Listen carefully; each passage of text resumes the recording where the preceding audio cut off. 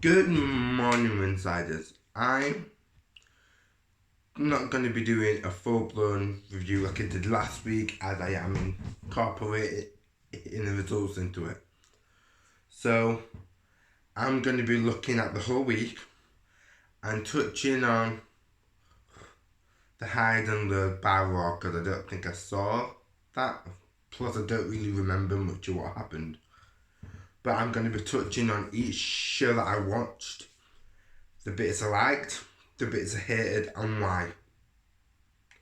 Just a quick 2 to 3 pointers on each, and also looking at what's been revealed for next week and saying my opinions on that very briefly. Okay, gentlemen. First off, from what I remember of Raw, why is Tyson Fury doing a Mayweather Big Show? That's basically what they're doing again. Not even a WrestleMania match. It shouldn't even be a match. It's WrestleMania, not Entertainment Mania or Athletes Mania. It's WrestleMania.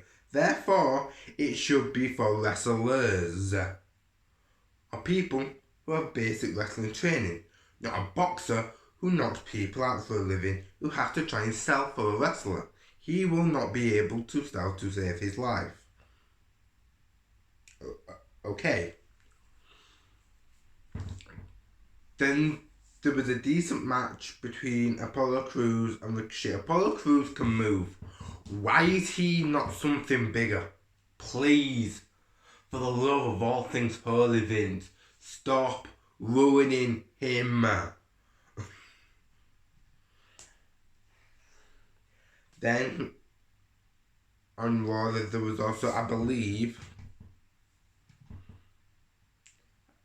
I don't know, all the clips that I saw for Raw was 90% clusterfuck, so I can't remember it. There wasn't many high points. Another high point has got to be Miz TV with the two women's champions. One thing that annoys me about Charlotte Flair is, yes, she's on my brand. But why the fuck would you hold the title for 5 days, then lose it? So to me, I think she's hiking it to Raw. But why? They need a big player on SmackDown. And to me, even with Bayley's heel turn, she ain't a big enough player yet. You know what I mean? Fox are trying to make somebody a big player who clearly isn't a big player. She's a medium player in a big pond on a big network. So, I digress. Right. And that's just a hint of Fred. I loved what NWA Power are doing. They made a fan out of me week in, week out. The main event was fire. I disagree with Tim Storm being in it. To me, he should hang up the boots. He's 50 plus. Fuck off now. You're a great wrestler, but still. Put people over. You shouldn't be taking title matches. At the end of the day, you shouldn't be taking title matches. Simply because titles need to be for the guys who can hold them, who have got 5, 6, 7 years at least in their tank. To me, the newer guys like Caleb Conley and some of the other guys, maybe they should be looking at like the national championship. But I digress. They've done well with putting on the Cowboy, the beer drinking, bearded outlaw. I love him. I've loved him since TNA. I've loved him for years. Always have, always will. And that won't freaking change. I love Power. I love what it brought to the table. It brought fresh. I love that my boy Bram is there, one half of the tag team champions. I love that Kingston and Homicide, them straight thugs, are there because they're pure nasty. And there's not enough pure nasty teams in wrestling. When I say pure nasty, I mean that I gimmick nasty, I handed are just straight street style nasty. the Street Profits are goofs. I don't know why they would have street in the name because they are not street. They're not what I would call hood. They're not what I would call nasty. So to me, Private Party fits because it is like party time. So I understand with them. Now, quickly swirling straight out of my 3-point. I love the opening tag match with NWA Power though. I love that squash match. It did what it needed to do. It introduced 2 new guys. It showed us how dominant they are. And it got them over. I liked how Storm versus Jeff Cephas ended. Just a quick pop in the jaw. Good night, they'd be fighting anyway. So Josephus was kind of beaten down naturally anyway. Sorry. So the last call did it justice to just the base of the jaw. KO. Good night. Let's be done with that. Moving on. How shall I put it? Oh, quite. AEW Dark phenomenal. The 8-man tag match was meh to me, but the women's tag match with your boys girl B, Britt Baker, Hikaru Shida. That the Japanese chick, sorry, and I forgot who. So that B was in the ring with. It was a great match. I loved it.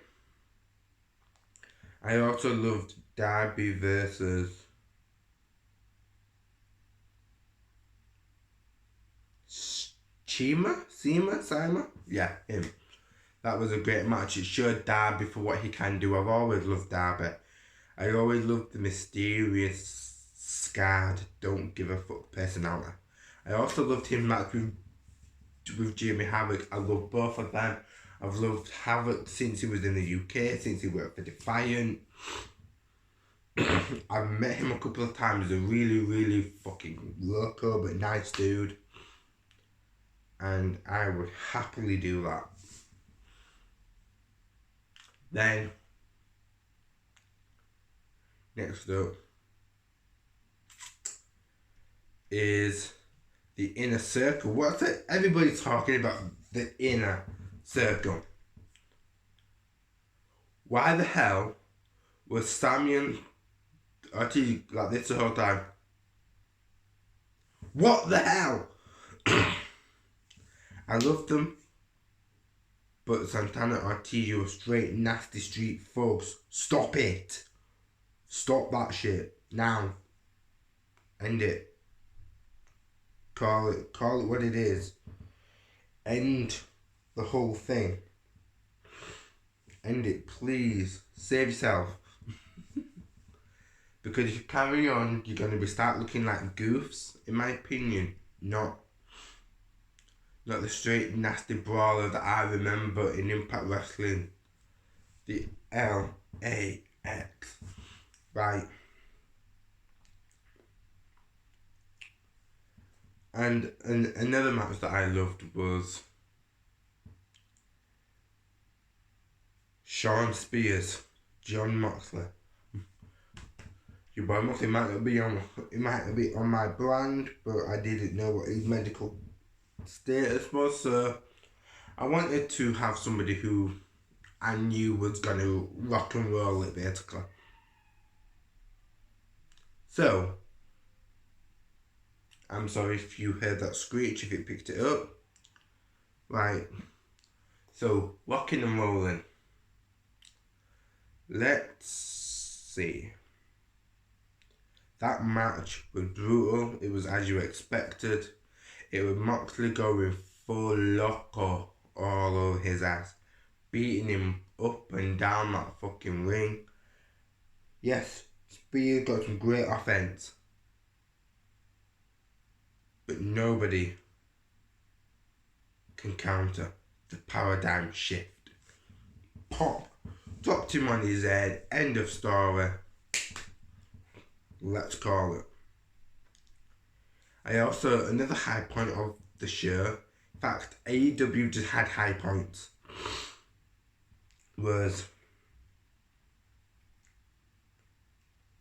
when Kenny threw him a bat. For a start, you don't throw Moxley with anything with barbed wire on. Luckily, he was already out. So is an alliance forming between Pac and Mox. Personally, that tag match, I would love to see it as a four-way. Forgotten who's Kenny's teaming with. Is it Hangman Page?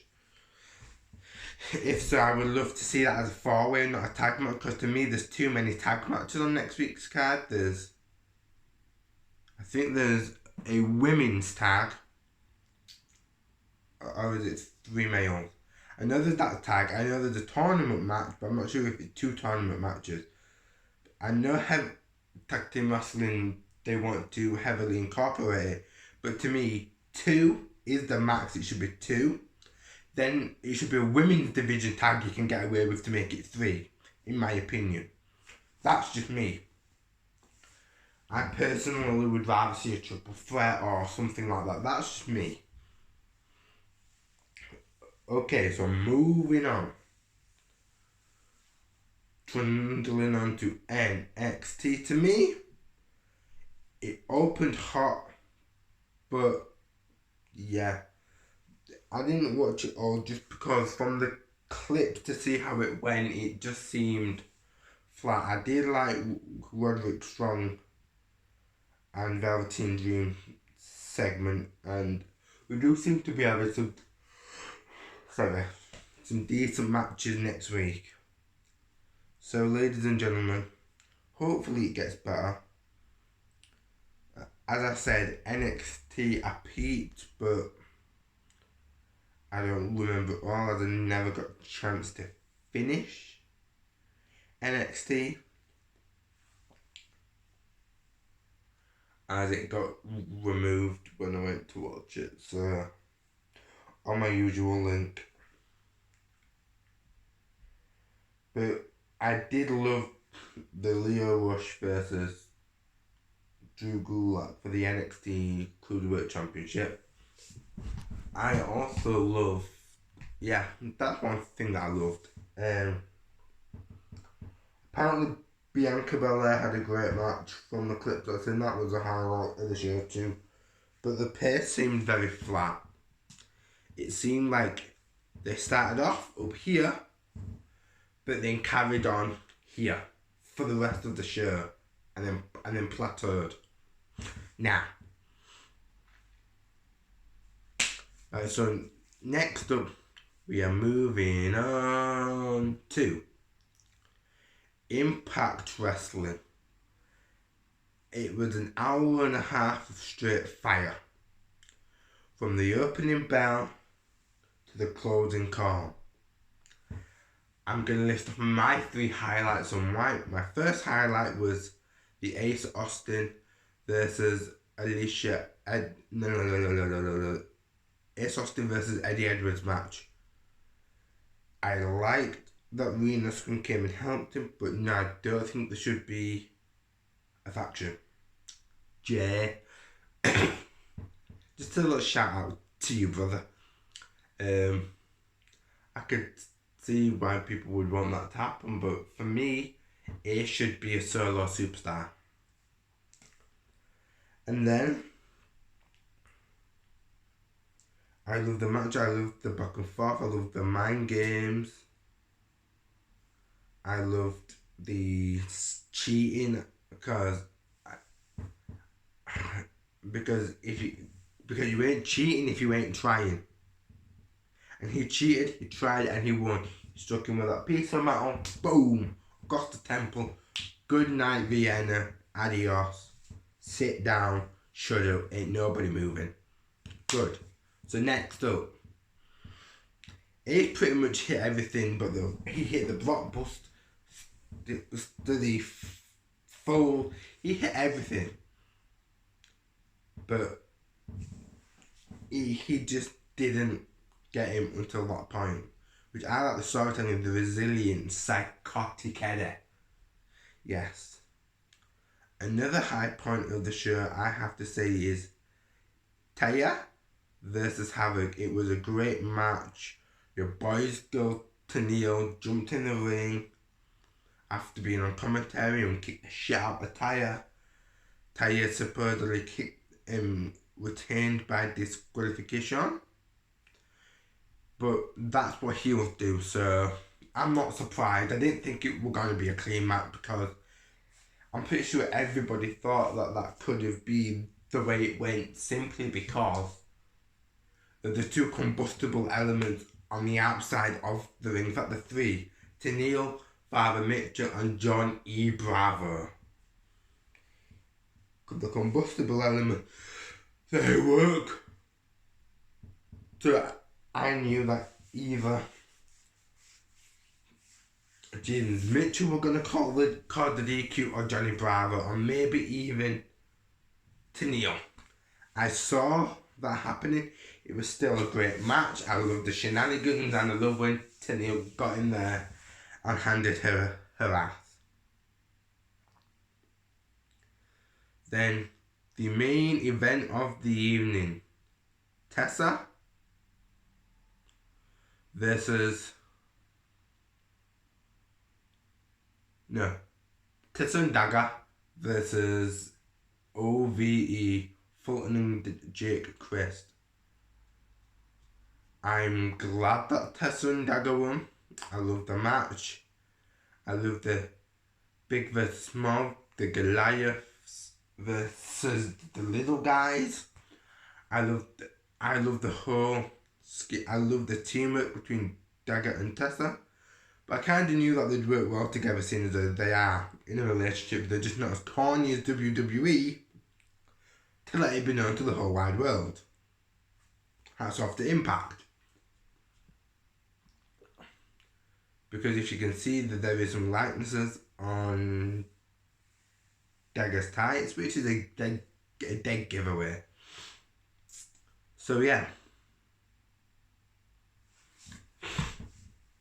I personally like the show. One of the low points was Moose versus Stephen Bonner. It was a great match. Not. It was pointless. It was a useless filler match. There was no need for it. Moose had to take a DQ. It was a clusterfuck. Lincoln Shamrock came out. I know it was supposed to set up Bound for Glory, but I think for the insiders, it's still pretty early here. I'm not long woken up. Stephen Bonner versus him was great. Not, as I said. In fact, Bonner looked good. It just wasn't a needed match. And I'm sorry, Bonner. Wear a pair of shorts instead of the tight ass thing that show your fucking balls. Hell, even when I did martial arts, I made sure that my bits wasn't prominent in my freaking shorts and my trunks. Hence why I didn't wear trunks. You know what I mean? Or I had them with enough space to, not see the imprint of my cock. But each to their own, it kind of perturbed me. And looking at it, it was just there when he took his hoodie off. Then, moving on to SmackDown. Great. It was a solid show from start to finish. I enjoyed all the matches. I loved the Fiend showing up and pulling Seth into the ring. But they've just killed a feud with this draft. Why? Fox, you had money sitting on the fucking table with the Fiend, Bray Wyatt. You know you got money, but he was already in a feud. Why kill his feud to split them up so then they never wrestle each other? So the only way for them to get it back on before Survivor Series would be for the Fiend to defeat Brock Lesnar, which that isn't happening. And do it through, how shall we put it? And do it through, what do we call it? Survivor Series. Sorry, my mind went blank.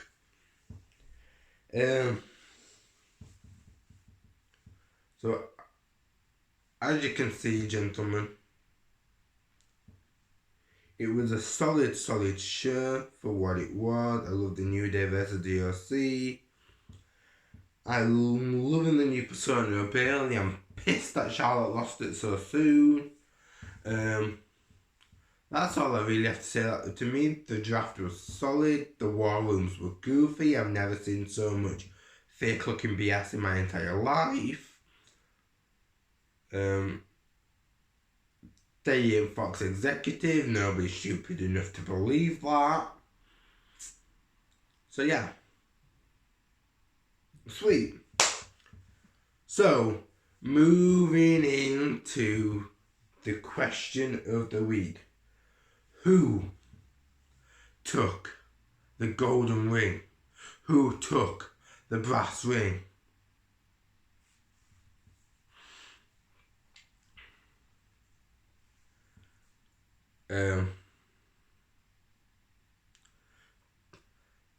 The champions of the week, the brand of the week, the king of the castle, the king of the mountain, the top of the hill, the best of the best are Champion City Wrestling. Jay, well done. You showed out in force.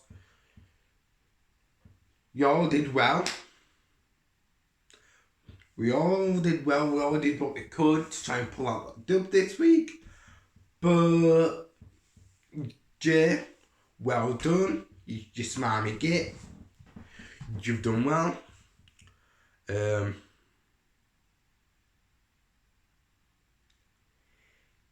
As I've mentioned everybody's superstars, I believe.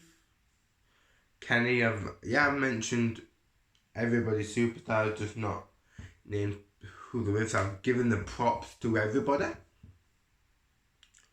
I feel I've given everybody their dues.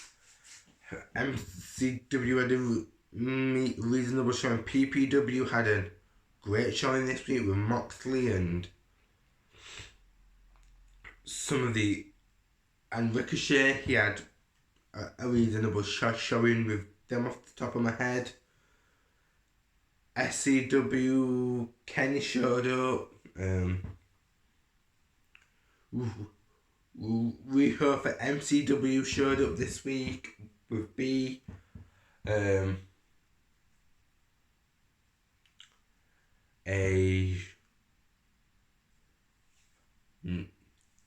EPW showed out in Force and Impact. Every single one of my guys had something to do on Impact, which I loved. Every single one of my Impact guys, whether they won, lost, whether they were just on TV, whether they were commentating. Impact is my money farm, I'll admit it. I set it up like that. I wish I had the tag champions, but beggars can't be freaking choosers, can we now?